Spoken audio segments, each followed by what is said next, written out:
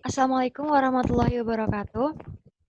Kami dari kelompok 6 akan presentasikan materi pengendalian hama secara kultur teknik.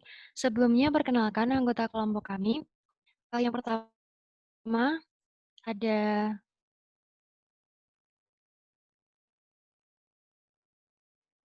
lanjut Silviana Citra Permatasari dengan NIM 092, ada Nugroho dengan NIM 093, Trisna Prasatria dengan NIM 094, dan saya Leila Imiko dengan NIM 095.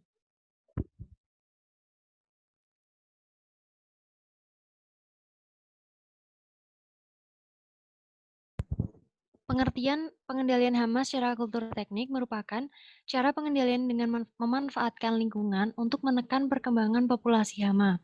Pengendalian ini merupakan pengendalian yang bersifat preventif. Dilakukan sebelum serangan hama terjadi dengan tujuan agar populasi OPT atau organisme pengganggu tanaman tidak meningkat sampai melebihi ambang kendalinya. Pemeliharaan tanaman atau kontrol hama yang baik dapat meningkatkan kesehatan tanaman.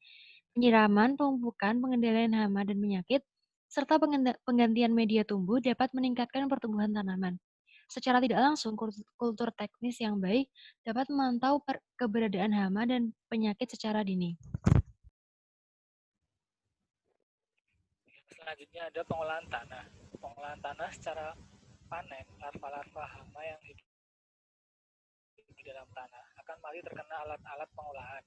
Di samping itu, akibat lain dari pengolahan tanah akan menaikkan larva dan telur dari dalam tanah ke permukaan tanah. Dengan demikian, larva-larva dan telur akan dimakan burung atau mati terkena cahaya matahari secara langsung. Yang selanjutnya ada sanitasi. Dengan membersihkan tempat-tempat yang kemungkinan digunakan oleh serangga untuk berkembang biak, berlindung, berdiapuase, maka perkembangan serangga akan yang menjadi hama tanaman dapat dicegah. Yang selanjutnya pemupukan. Penggunaan pupuk menjadikan tanaman sehat dan lebih mudah mentoleransi serangga hama tanaman. Selanjutnya irigasi. Pengolahan air dapat menghalangi perkembangan hama-hama tertentu. Akan tetapi, bila cara pengolahan air kurang tepat, dapat mengakibatkan peningkatan perkembangan populasi hama tanaman. Lalu yang selanjutnya ada strip farming, yaitu serangan hama tertentu dapat diatasi dengan cara catch crop, yaitu bercocok tanam secara berselang-seling antara tanaman yang berumur panjang dan tanaman yang berumur pendek. Lalu ada rotasi tanaman dan pengaturan waktu tanam.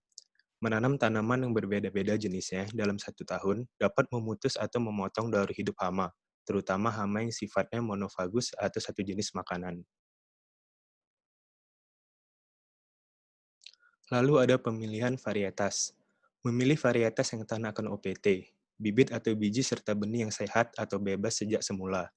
Pembersihan benih dan pengaturan waktu tanam bagi tanaman untuk menghasilkan benih. Dan yang terakhir ada pemilihan tempat. Tempat-tempat tertentu tak boleh ditanami dengan tanaman tertentu, karena adanya infeksi penyakit.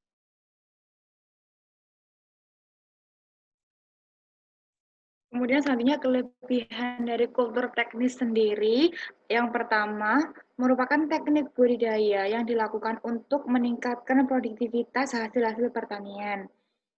Yang kedua, tidak memerlukan pengeluaran biaya tambahan.